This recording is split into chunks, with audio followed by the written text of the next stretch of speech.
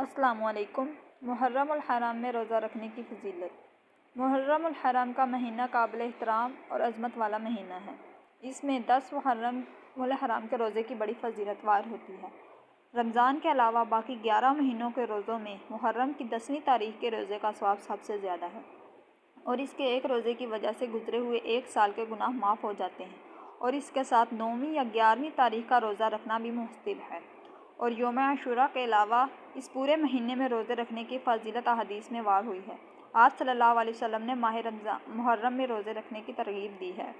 حضرت ابو ہریرہ رضی اللہ تعالیٰ عنہ سے روایت ہے کہ رسول اکرم صلی اللہ علیہ وسلم نے فرمایا، افضل ترین روزے رمضان کے بعد محرم کے ہیں، اور فرض کے بعد افضل ترین نماز رات کی نماز ہے۔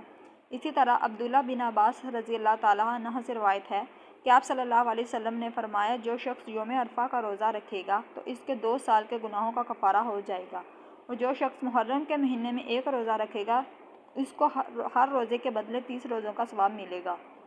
محرم الحرام کی فضیلت یہ بھی ہے، کہا ہے کہ اس مہینے کے رمضان المبارک کے بعد سب سے افضل ہے۔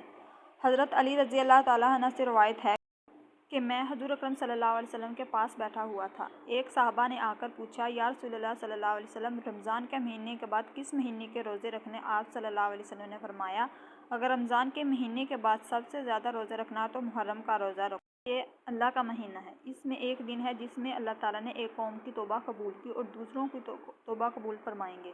جس قوم کی توبہ قبول ہوئی وہ قوم بنی اسرائیل کی ہے، جیسا کہ اس کی وضاحت حدیث میں ہے کہ یوم عاشور کے علاوہ اللہ تعالیٰ نے حضرت موسیٰ علیہ السلام اور فرعون کے لشکر سے نجات دی۔